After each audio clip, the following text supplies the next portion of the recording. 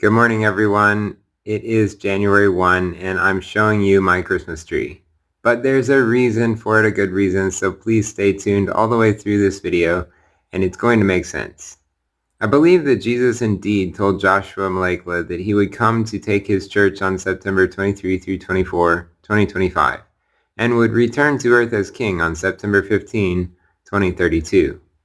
I believe it is not a coincidence that September 23 through 24, 2025 was Feast of Trumpets, and September 15, 2032 will be Day of Atonement. I believe it is not a coincidence that between the Feast of Trumpets 2025 and the Day of Atonement 2032, there are exactly 1290 plus 1260 days. This period is Daniel's long-anticipated time of the end, commonly known as the Tribulation. This final 7 years leading up to the Second Coming began back on September 23 through 24, 2025, the Gregorian date as commonly recognized. At that time, Jesus commenced the rapture process, as I have argued many times and in many ways. We must understand from Daniel 9:27 that this 7-year period began with the Antichrist confirming, that is, strengthening, something that could be accurately described as a covenant with many nations. As it happened, on September 23, 2025, Trump presented his Gaza peace plan outside the confines of his own inner circle for the first time when he discussed it with a select group of top Arab and Muslim leaders and obtained their input and support. So on this day began the process of the exodus of Israeli captives from Gaza, an initial result of the Gaza peace plan, one that Jesus had mentioned to Joshua long ago.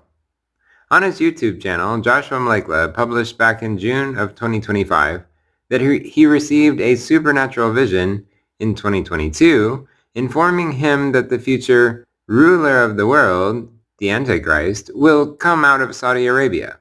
It is a fact that the foreign minister of Saudi Arabia was in attendance at Trump's meeting on September 23, 2025, and must have signaled Saudi support for the plan, the Gaza peace plan, since the kingdom officially backed it just a few days later on September 30.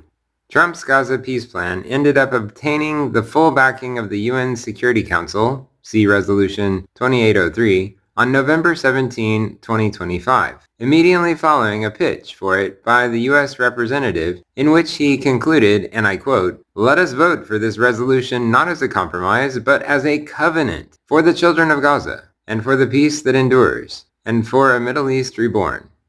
The Gaza peace plan was supported by many countries, not just Western allies like the U.S., Israel, UK, Germany, France, and Japan, but also Arab countries such as Turkey, Qatar, Saudi Arabia, Indonesia, and Pakistan, and even Western adversaries such as Russia and China.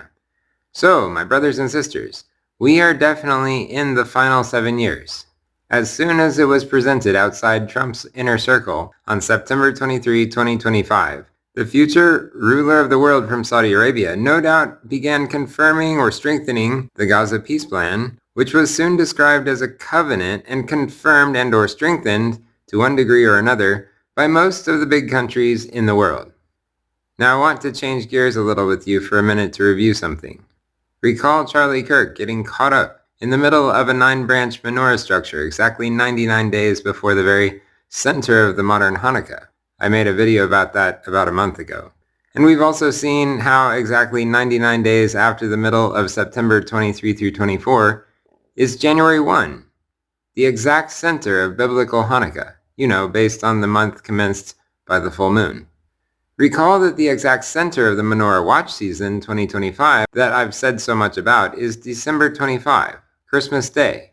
So I was most recently considering this the highest watch. And guess what?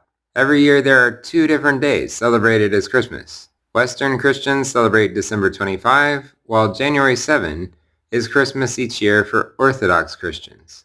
And get this, January 7 this year is not only the 7th day of 26, a clear nod to G726 in Strong's, the Harpazo, this day is also exactly 99 days after September 30, the day the Saudis officially backed the Gaza peace plan, one day after Trump and Netanyahu first announced it to the world.